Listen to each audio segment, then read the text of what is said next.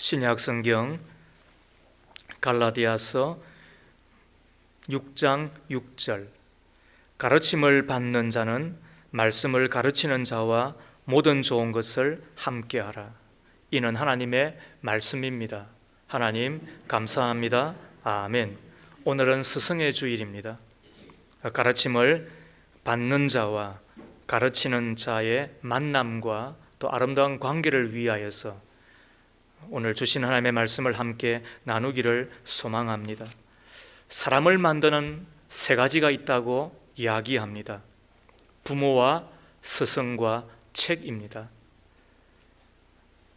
이들은 모두 우리의 스승입니다. 부모는 육신의 스승이요, 선생님은 정신의 스승이며 책은 영혼의 스승이 됩니다. 우리의 인생은 이 스승들의 은혜로 된 생입니다. 그렇다면 물어야 됩니다. 내 삶 가운데 내 인생에 영향을 준 스승은 있는가 하는 것입니다. 다시 이야기합니다. 내 삶 가운데 나에게 영향을 주고 또 나를 사람답게 만들어준 스승은 있는가? 어떻습니까? 그리스의 오디세이 신화에 나오는 오디세이 왕에게는 텔레마코스라는 아들이 있었습니다. 그런데 갑자기 트로이 전쟁이 일어나면서 아들을 두고 전쟁에 나가야만 했었습니다. 지금도 전쟁은 위험하지만 당시의 전쟁은 한 번 나가면 살아오기가 힘이 들잖아요. 그때 아버지가 아들을 생각한 것입니다. 아들을 잘 가르쳐서 훌륭한 왕이 되게 할 스승이 필요했었습니다. 그때 생각한 사람이 자기의 친구 멘토였습니다.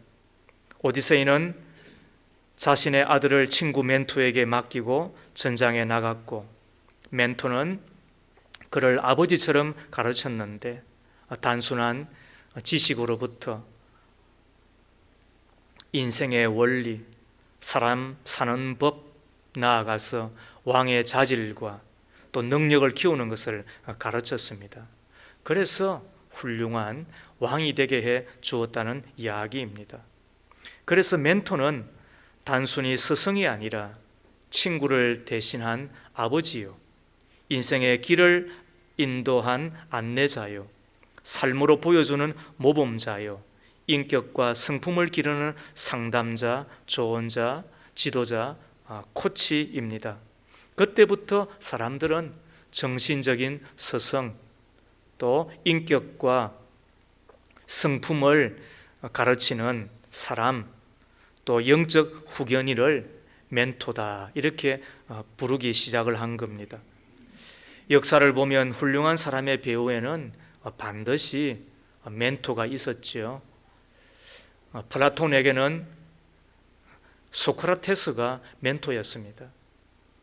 알렉산더 대왕에게는 아리스토텔레스가 멘토였습니다. 눈 멀고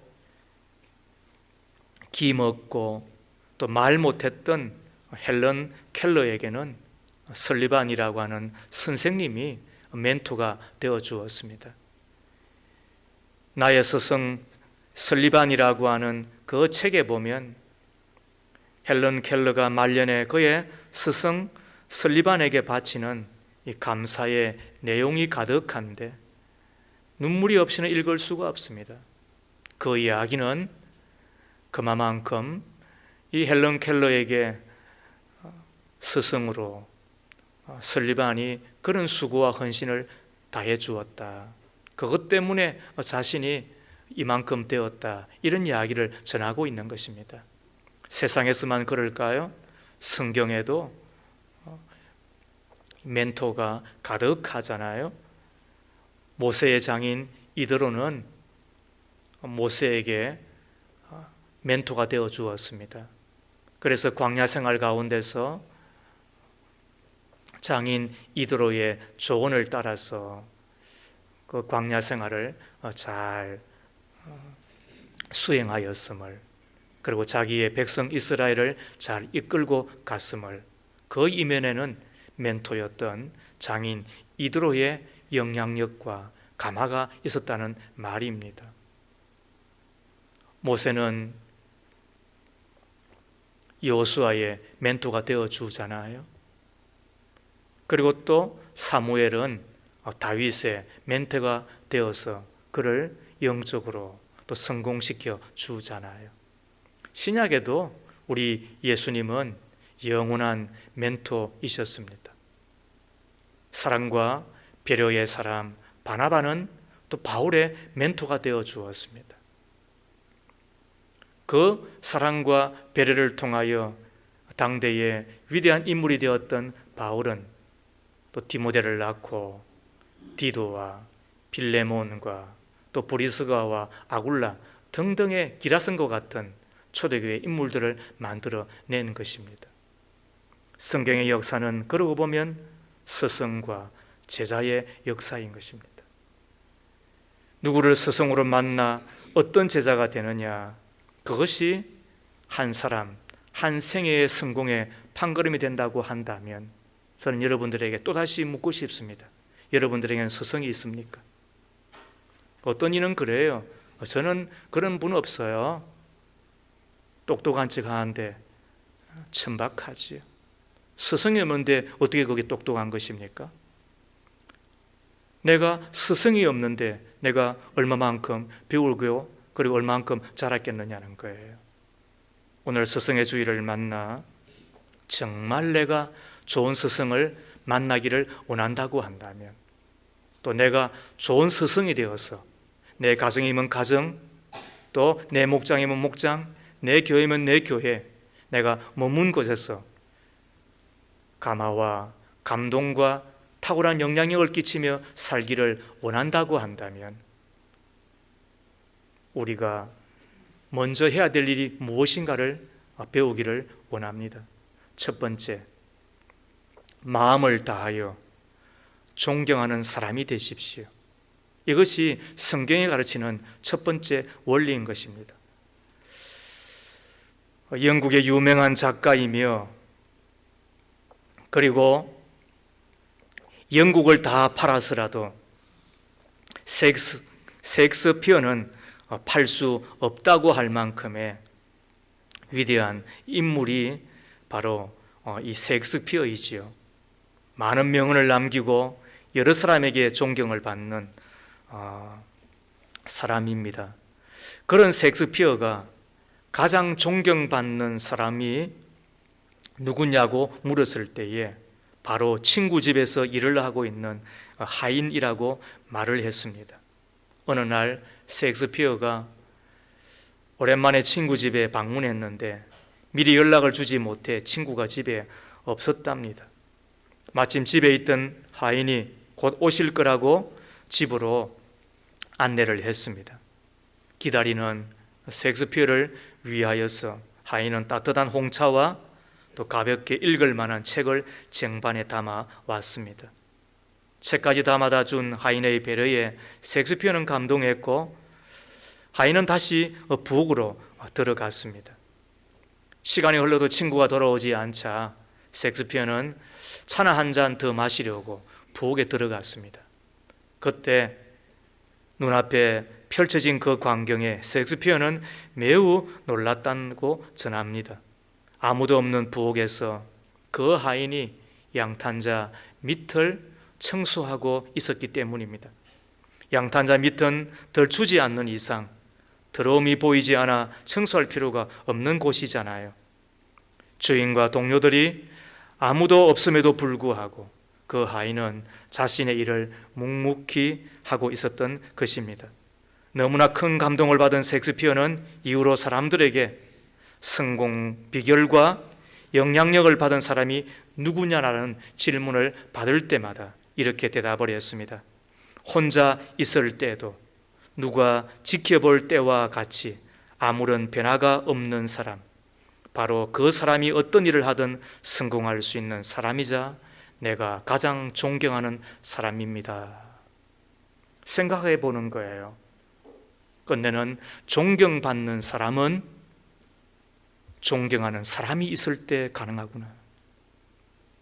여러분, 이 말의 뜻을 아시겠습니까?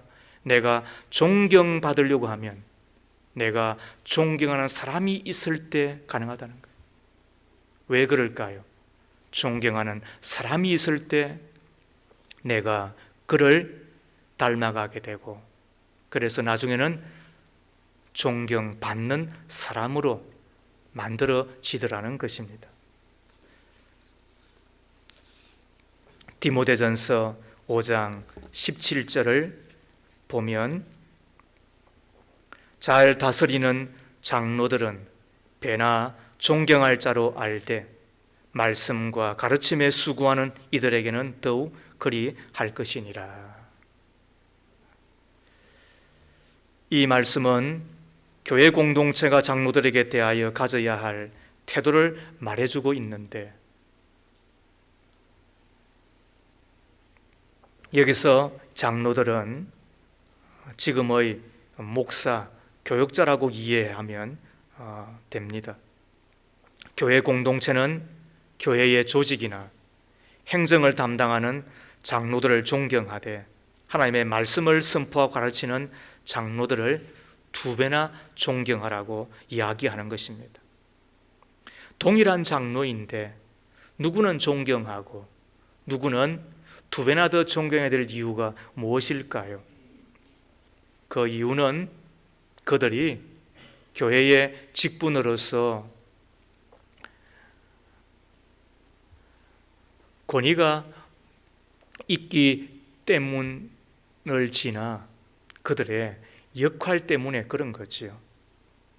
치리하는 장로는 교회를 교회답게 만들고, 가르치는 장로는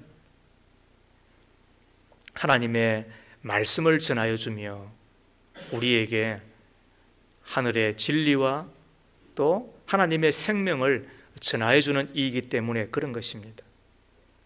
특별히 사망에서 생명으로 옮겨주는, 특별히 사망에서 생명으로 옮겨주는, 그래서 그 어느 사역보다도 귀중한 사역을 감당하는 이가 가르치는 장로로서 우리의 스승들이다, 이런 이야기입니다. 그렇기 때문에 하나님은 뭐라고 이야기한다고요? 존경하되 그들은 2배로 존경하라, 이렇게 말을 합니다. 공동 번역에서는 디모데전서 5장 17절을 이렇게 적었습니다. 남을 잘 지도하는 원로들은 갑절의 대우를 받아야 합니다. 특별히 말씀을 전하고 가르치는 일에 수고하는 사람들을 존경하십시오. 얼마나 중요한 이야기입니까? 존경하되 2배나 존경하라. 가만히 생각을 해보는 거예요. 학교에서도 공부를 제법 하는 이 학생들은 선생님을 좋아하는 사람들입니다. 맞죠? 과목에 특별히 뛰어난 이 학생들을 보면 그 과목의 선생님을 좋아하는 사람들입니다. 그래서 모든 과목의 선생님들을 다 좋아하면 모든 과목을 잘하는 그런 학생이 됩니다. 그러고 보면은 모든 과목에 공부를 못하는 이 학생들의 특징이 뭐라고요? 어쩌면은 모든 과목의 선생들을 좋아하지 않는 이라고 이야기해도 과언이 아닙니다. 하물며 학교에서도 그렇거든 이 교회에서는 어떻게 했습니까?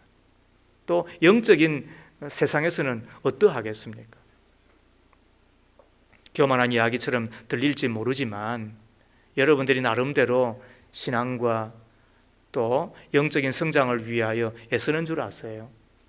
그러나 저와의 관계가 좋지 않으면 그것도 한계가 있을 수밖에 없는 것입니다.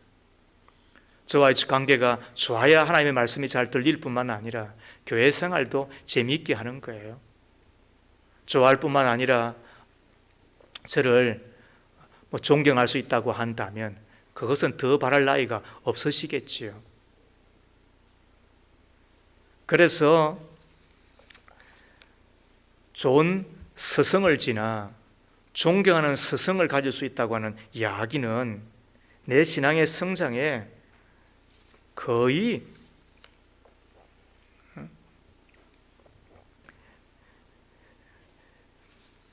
생명줄과 같다고 해도 과언이 아닙니다.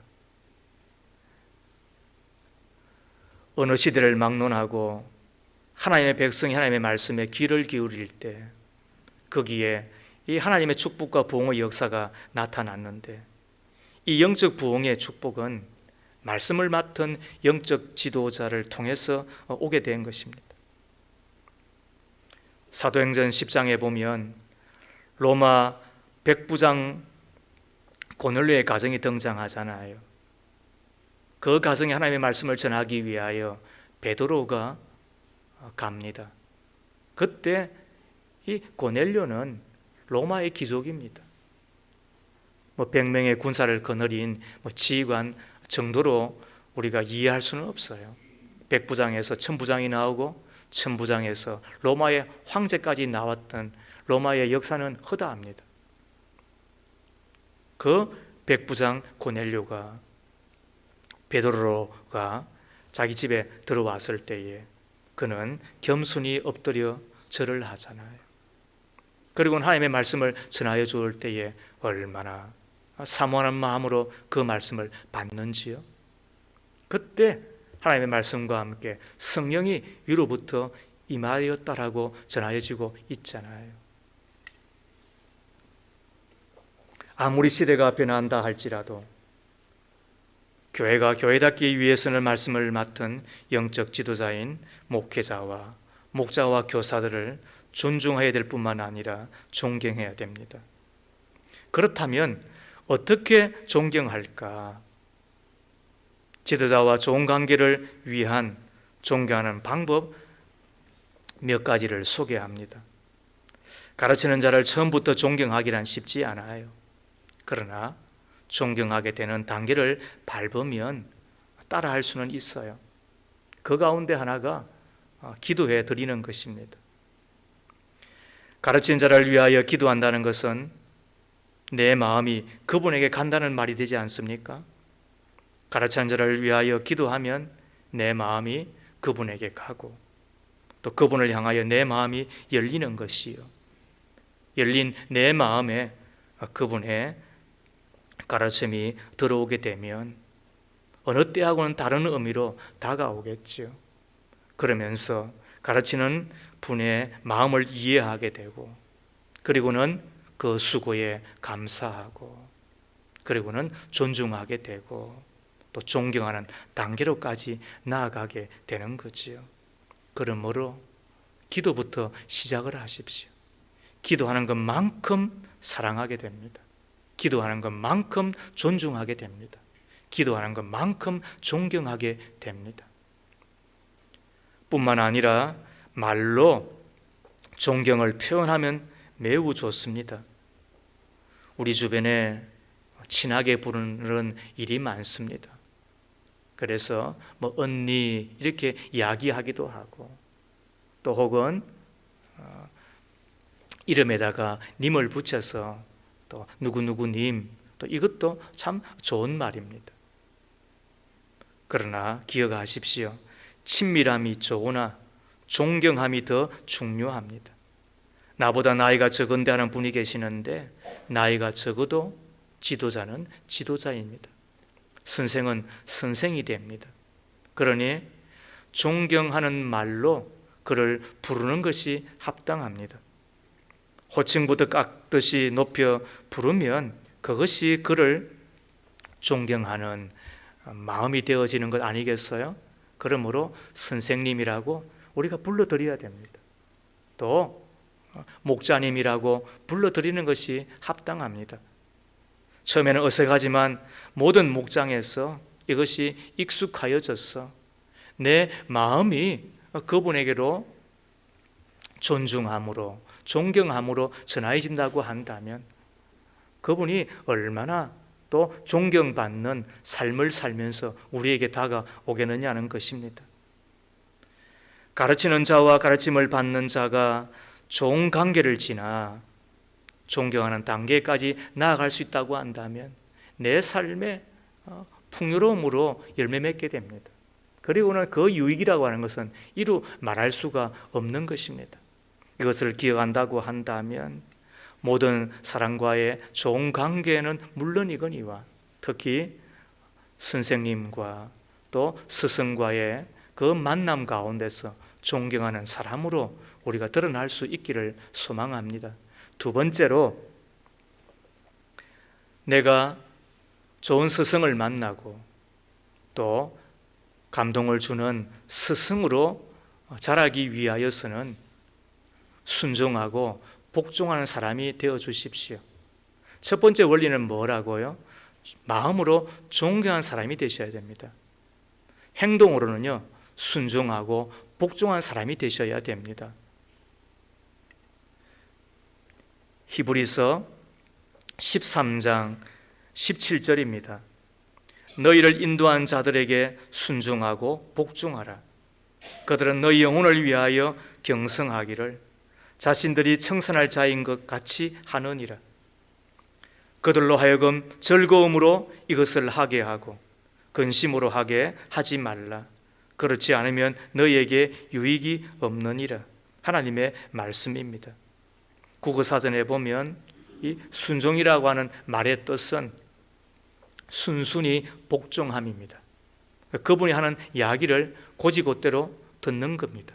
그리고는 아멘 하는 것입니다. 복종이라고 하는 국어사전의 뜻은 남의 명령이나 의사에 그대로 따름으로 나와 있습니다. 지도자의 말을 들을 뿐만 아니라 행동하는 것이지요. 마태복음 21장에 보면 아버지의 말씀에 반응하는 두 아들의 이야기가 나오지 않습니까? 아버지가 한번 두 아들에게 포도원에 가서 일하라 이야기를 합니다.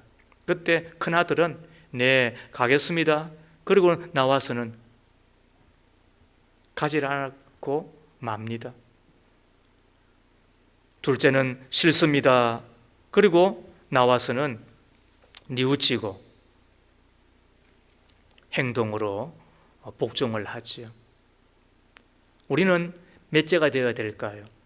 우리는 셋째가 되어야 됩니다. 어떤 셋째요? 말로도 순종하고 행동으로도 복종하는 사람 말입니다. 왜 인도자의 말에 순종하고 복종해야 되는가? 성경은 이야기합니다. 내 영혼을 경성하는 사람이다. 여기서 경성한다는 이야기는 내 영혼을 지키는 사람이라는 뜻입니다. 내비게이션의 음성에 귀를 기울이고 따라야만 목적지까지 바르게 갈 수 있지 않습니까? 병원에서도 의사 선생님의 말을 잘 듣고 따를 때에 병을 고치지 않습니까? 수영을 배울 때도 코치의 말을 잘 듣고 따를 때에 수영을 잘 할 수 있지 않겠습니까? 바로 교회에서도 주님이 세우신 지도자의 말을 그대로 듣고 또 스승의 말대로 따를 때에 내가 생명을 얻고 그리고 하나님의 사람으로 성장하는 것 아니겠습니까? 히브리서 13장 17절 말씀을 세번역에서는 이렇게 적고 있습니다. 여러분의 지도자들의 말을 고지 듣고 그들에게 복종하십시오. 그들은 여러분의 영혼을 지키는 사람들이요 이 일을 장차 하나님께 보고 드릴 사람들입니다. 그러므로 여러분은 그들이 기쁜 마음으로 이 일을 하게 하고 탄식하면서 하지 않게 해 주십시오. 그들이 탄식하면서 일하는 것은 여러분에게 유익이 되지 못합니다. 왜 우리가 그분들에게 말을 곧이곧대로 듣고 그다음에 행동으로 따르는 자가 되어야 되는가? 그들이 탄식함으로 그들이 근심으로 일하지 않게 하기 위함이라는 것입니다. 우리가 아이를 낳아 가슴에 안고 젖을 먹이잖아요.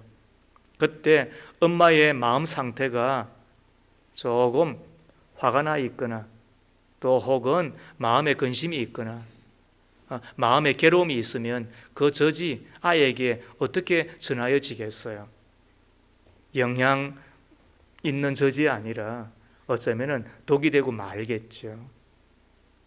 그런데 엄마의 그 마음이 편안하고 마음의 기쁨이 가득하면 그 자식에게 전하여지는 엄마의 젖이 어떠하겠습니까? 하물며 우리의 영혼을 지키는 자, 우리의 인도자, 우리의 말씀 사역자, 우리의 선생님, 우리의 목자들이 기쁜 마음으로 그 일을 감당할 수 있다고 한다면 우리에게 뭐가 있다? 유익이 있다고 말하는 거예요. 여러분들이 저에게 한번 물어보세요. 목사님은 사역을 할 때에 언제 가장 기쁘세요? 저는 이야기할 수 있습니다. 우리 믿음의 가족들이 제 이야기에 고개를 끄덕이는 정도가 아니고 눈망울을 크게 뜨고 그 말을 고지그대로 받을 때, 그리고 더 나아가서 그 말한 대로 살아보려고 애를 쓸 때. 그래서 저는 우리 장로님들이 기도할 때에 지난주에 하나님이 이렇게 우리에게 말씀하셨습니다, 그리고는 하나 이야기하면서 기도해 주실 때 제 마음이 얼마나 감동이 되는지 몰라요. 왜 그럴까요? 제 이야기를 그냥 사람의 말로 기억하는 것이 아니고 하나님의 말씀으로, 그리고 내가 순종하고 복종의 하나님의 말씀으로 마음에 담고 계시는 거구나. 그럴 때 제 마음에 얼마나 기쁘겠어요. 제가 이야기하잖아요. 저는 목회를 제 영달을 위하여 혹은 제 개인의 꿈을 이루기 위하여 한다고 생각해 본 적이 한 번도 없습니다. 제가 사업을 하듯이 경영을 하듯이 교회를 운영한다고 한다면 벼락을 맞겠죠. 어떻게 하든지 간에 생명을 낳고 천국 가는 하나님의 사람들이 많아지기를 바라는 마음이 가득한데, 그때 제 입에서 나오는 하나님의 말씀이 하늘의 만나가 되고 오늘의 양식이 되고 또 내가 따르고 내가 복종하여야 될 하늘의 진리의 말씀으로 받아들일 때에 얼마나 제 마음에 기쁨이 가득하겠어요. 여러분의 선생님들한테도 한번 여쭈어보세요. 선생님은 언제 가장 기쁘세요? 언제 가장 근심이 되세요? 제가 잘은 못하지만 제 이야기를 다소곳하게 듣고 따라줄 때, 목장에 모이십시다 그러면은 목장에 딱 모이고, 어떤 이는 전화를 해도 받지 않는 이가 있다고 이야기를 해요. 예전에는 식사 준비를 다 해놨는데도 불구하고, 그 시간이 됐는데도 불구하고 오면 온다, 못 오면 못 온다, 그런 정도의 연락은 해야 되는 게 세상의 에티켓이고, 여러분 그게 관계이잖아요. 그런데도 불구하고 무던하게 하나님의 교회니까 그러려니 하지만은 참 이상한 사람들 간혹 있어요. 왜 그런지 모르겠어요. 그런 분들 때문에 우리의 목자들이 마음에 상함이 있는 거예요.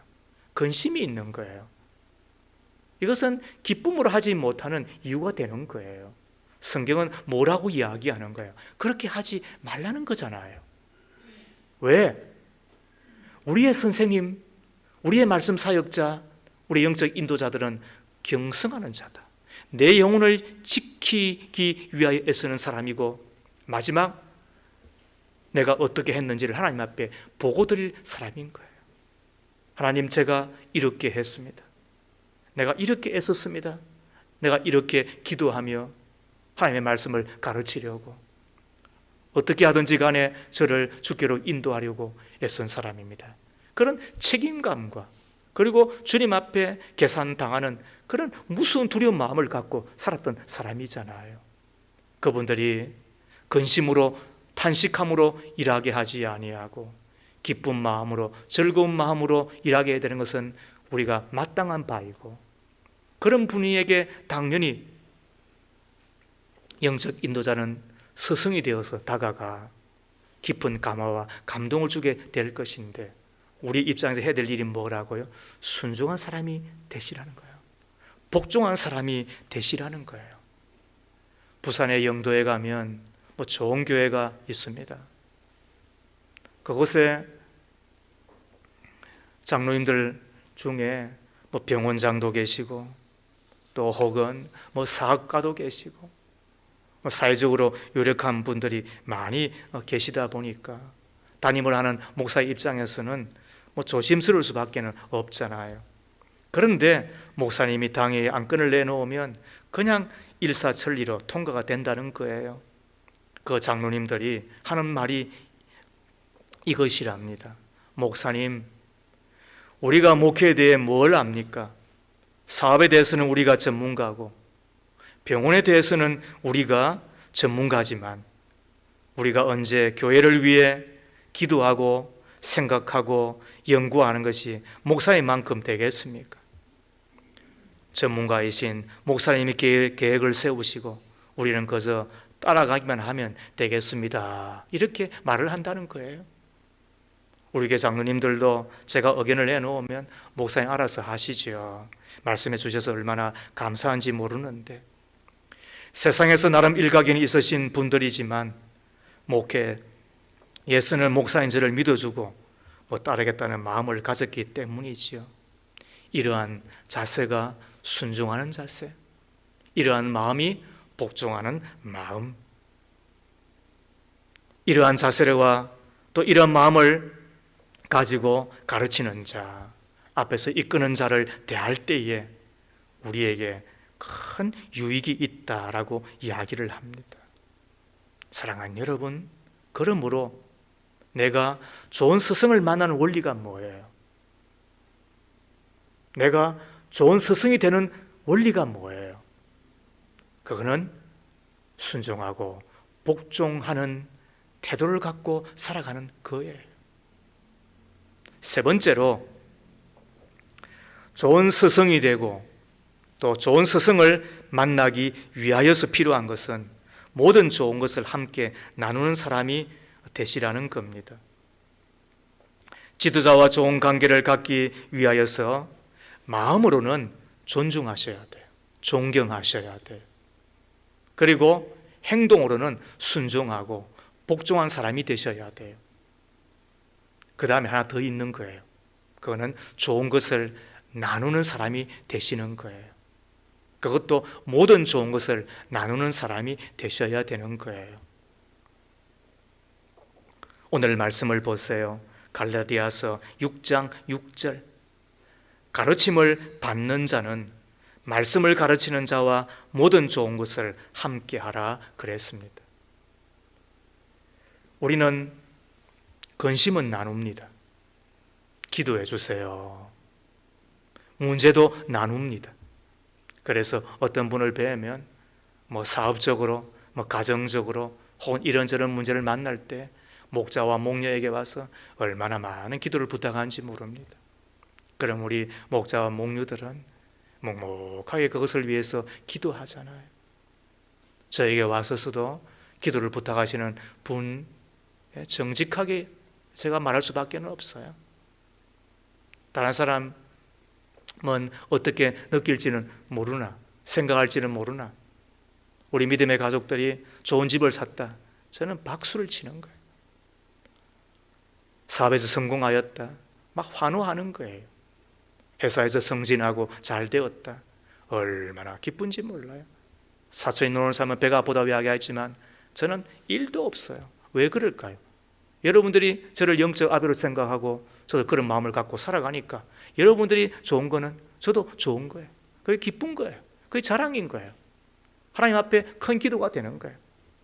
그와 동시에 여러분들이 아픔을 위하여, 병을 위하여, 어떤 가정의 대소사를 위하여서 이런저런 이야기들을 할 때마다 제 마음에 얼마나 큰 근심이 되는지 몰라요.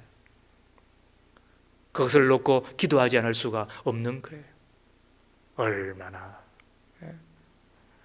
하나님께서 이 일을 도와주시기를 바라며 기도했는지 그건 하나님만이 아실 거예요. 여러분, 근심도 나누셔야 되는 거예요. 문제도 나누셔야 되는 거예요. 슬픔도 나누셔야 되는 거예요. 그러나 좋은 것은 다 혼자 누리는 우리들입니다. 이상합니다. 성공했으면 성공도 나누어야지. 기쁜 일이 있으면 기쁨도 나누셔야 되잖아요. 잘 되었으면 잘 된 것도 나누셔야 되잖아요. 특별히 우리 가운데 좋은 것이 있다고 한다면 한두 가지를 나누는 것이 아니라 모든 좋은 것을 함께 하라고 성경은 우리에게 일러주고 있잖아요. 갈라디아서 6장 6절을 메시지 성경에서는 여러분이 소유한 것이든 경험한 것이든 온갖 좋은 것을 함께 나누어야 합니다 라고 말하고 있습니다. 학생들이 어느 날 좋은 일이 생겼습니다. 선생님, 저에게 기도해 주셔서 제가 이런 좋은 일이 생겼습니다. 고맙습니다. 나누는 것입니다. 우리 목원들이 좋은 것을 먹었습니다. 그리고 좋은 데 가서 그것을 맛보았습니다. 그러면 목자님, 제가 가서 먹는데 우리 목자님이 생각이 났습니다. 제가 조금 사서 가지고 왔습니다. 왜 그래요? 선생이 되기 때문에 그런 거예요. 나의 스승이 되기 때문에 그런 거예요. 내 영적 지도자가 되기 때문에 그런 거예요. 좋은 것을 함께 나누는 것. 뭐 때문에 그렇다고요? 그것이 좋은 스승을 만나는 비결이기 때문에 그런 거예요. 어떤 이는 이야기합니다. 서도에서도 이야기했던 것처럼 저는 선생 없어요. 혼자 똑똑한 척하고 말이죠. 혼자 된 것처럼 이야기하죠. 그럼 여러분, 그 말이 얼마만큼 천박한 말인지, 그 말이 얼마만큼 천한 이야기인지 여러분 아시지요? 존경하는 스승이 있는 것만큼 내가 존경받는 사람이 되는 것입니다. 존경하는 선생님이 있는 것만큼 나도 영적 감화와 감동력을 주며 탁월한 인생을 살아가는 선생이 되게 되는 것입니다. 현대어 성경은 이 기절을 보수를 지불하고 그를 도와야 합니다 라고까지 적고 있습니다. 교회에서는 목회자에게 보수를 지불합니다. 그러나 나머지 인도자들, 우리의 목자와 선생님들은 보수를 받기는커녕 아예 자기의 돈을 내어놓고 섬기면 그리고 대접하기까지 합니다. 이런 가르침을 주는 선생님들과 또 스승들에게 좋은 것을 함께 나누는 것이 마땅하지 않습니까? 그래서 로마서 15장 27절은 우리에게 이렇게까지 이야기합니다. 영적인 것을 나눠 가졌으면 육적인 것으로 그들을 섬기는 것이 마땅하니라. 이거는 거의 핵폭탄 같은 이야기입니다. 영적인 것을 나눠 가졌으면 육적인 것으로 그들을 섬기는 것이 마땅하다는 겁니다. 저는 하나님의 말씀 그대로 모든 목장에서 목자들을 대할 때, 교회 학교에서 선생님들을 대할 때 좋은 것으로 대접하기를 바랍니다. 저는 그 일이 있어지기를 바랍니다. 학기가 끝나면 선생님들에게 좋은 선물을 드리는 것이 마땅합니다. 저는 선생님들을 많이 만났습니다. 그리고 그 선생님들에게 권고하였습니다. 학교에서 학생들을 가르칠 때 봉투 받지 마십시오.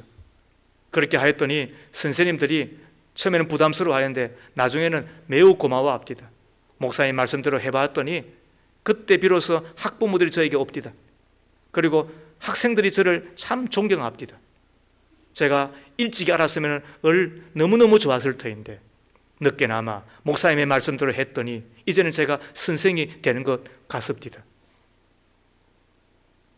그러나 저는 우리 아이들에게 그리고 제 아내에게 이야기했습니다. 학기가 마치면 선생님께 꼭 선물은 드려라. 교회 학교를 다닐 때도 꼭 우리 아이들 편에 교육자들에게 그 선물을 보내었습니다. 저도 지금도 명절이 되면 세뱃돈을 주듯이 설날에도 주고 또 추석달에도 주곤 그렇게 했었습니다. 왜? 우리 아이를 가르치는 그리고 하나님의 교회를 위해서 수고해 주니까 제가 그렇게 하는 것입니다. 좋은 것을 함께 나누는 것, 그것이 좋은 스승을 만나는 길이고 또 내가 좋은 스승이 되는 길이라고 가르치고 있는 것입니다. 저는 우리 청년들이 지금은 영상 수업, 지금은 대면 수업, 캠퍼스를 가지 못한다고 이야기를 하지만 그러나 학기가 마쳤을 때에 저는 선생님들에게, 교수들에게 저는 그런 마음을 갖고 사는 것이 필요하다고 느낍니다. 우리 교회에서도 스승의 주일을 맞으면 매년 적지만은 의미 있는 식사 모임을 만들잖아요. 코로나19 시대를 만나가지고 작년과 올해는 그렇게 하지 못하고 있습니다만 또 아마 정성을 다해서 선물을 아마 나누고 있을 겁니다. 이유는 다른 것 없습니다. 좋은 것을 나누어라고 이야기하고 있기 때문에 그런 것입니다. 목장에서도 그렇게 하기를 바랍니다. 목자, 목녀의 수고를 알아주고 섬기는 분들이 되었으면 좋겠습니다. 늘 그분들은 수고하는 분, 늘 그분들은 이렇게 하는 분 정도로 느낀다고 한다면 매정한 분, 무정한 분, 그래서 어쩌면은 참 너무너무 대충 인생을 살아가는 분들이 아닌가 이런 생각을 해보게 됩니다. 교회 학교에서도 평소에는 섬김을 받으십시오. 그러나 기념일 정도는 기억하고 좋은 것을 섬기는 사람이 되십시오. 좋은 소식도 나누고 음식도 나누고 선물도 나누는 사람이 되었으면 좋겠습니다. 스승의 주일을 맞으니까 저에게도 이런 편지를 적었습니다.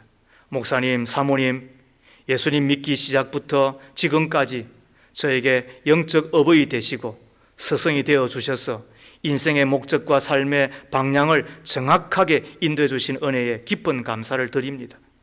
매일매일 일용할 하늘의 양식과 사랑으로 이끌어 주심에 여전히 부족하지만 그래도 제 멋대로 살지 않고 이끄심대로 살아보려고 하루하루 힘쓸 수 있었습니다. 하나님 나라 천국 백성으로 살아가는 그 길에 주님의 지팡이가 되어주시는 목사님 고맙습니다. 감사합니다. 사랑하는 목사님 존경하고 사랑합니다. 귀하신 목사님께서 저의 스승이셔서 많이 행복하고 감사합니다. 부족한 것이 많지만 스승님의 제자로 잘 배우고 가르쳐 주신 대로 잘 살겠습니다. 스승님을 사랑하는 마음은 하늘만큼 크지만 전하는 마음이 너무 적어서 죄송합니다. 목사님, 사모님 항상 건강하시고 많이 행복하세요. 사랑합니다.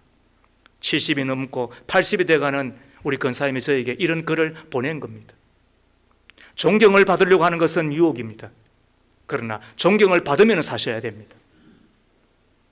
더 나아가 내가 존경하는 사람이 있을 때 우리는 비로소 존경받는 사람이 되는 것입니다. 스승을 만나는 만큼 더 큰 복은 없습니다. 그리고 내가 스승이 되어서 영적 감화와 감동을 주는 것만큼 더 큰 사람도 없는 것입니다. 말씀을 맺습니다. 신앙생활을 아궁이 장작의 불로 설명을 합니다. 장작갑이 혼자는 잘 탈 수 없습니다. 곧 꺼지고 말기 때문에 그렇습니다. 장작은 함께 있어야 불타오를 수 있습니다. 혼자 하면 신앙의 불이 꺼지고 마는 것입니다. 신앙 성장은 관계 속에서 일어납니다. 우리 교회 목장은 아궁이에 함께 모인 장작불과 같습니다. 교회 학교는 아궁이에 함께 모인 장작불과 같은 것입니다. 목장의 목자와 목녀는 불을 일으키는 지도자입니다. 교회 학교의 선생님들도 불을 일으키는 지도자들입니다. 목원들을 제자로 세우려고 자신을 불태우는 목자와 목녀들입니다. 학생들을 하나님의 사람으로 세워보려고 자세운을 불태우는 교회 학교의 선생님들입니다. 때로는 제가 되기까지 자신을 불을 태웁니다. 그런 스승, 그런 선생님, 그런 인도자를 존경하며 살아야 되지 않겠습니까? 그런 인도자에게 순종하며 복종한 사람이 되어야 되지 않겠습니까? 그런 인도자와 모든 좋은 것을 함께 하는 것이 마땅하지 않습니까? 그리하여 꼭 좋은 스승을 만나시고 또 감화와 감동을 주는 스승이 되시고 그리하여 내가 머문 그곳에서 아름다운 하나님의 나라를 만들어가는 저와 여러분 다 되어지기를 주의 이름으로 축복합니다. 하나님 아버지, 우리의 인생의 스승으로 부모님을 주시고 선생님을 붙여주시고 특히 교회 학교의 선생님을 만나게 주심에 감사합니다. 스승을 사랑하고 존경하는 이유는 감사한 마음 때문이기도 하지만 나의 유익과 내 신앙의 성장과 연관이 되기 때문인 줄 오늘도 배웁니다. 가르침을 받은 스승과의 좋은 관계를 통하여 근사한 삶을 살아가는 저희가 꼭 되게 하옵소서. 존경하되 더욱 존경하는 사람, 순종하고 복종하며 따르는 사람, 나에게 좋은 것이 있으면 함께 나누는 사람이 되어서 좋은 스승과의 깊은 만남이 계속될 뿐만 아니라 나도 좋은 스승이 되어서 또 다른 사람을 축복하며 깊은 감화와 감동을 주는 탁월한 하나님의 사람으로 세워지게 해 주옵소서. 예수님 이름으로 기도합니다. 아멘.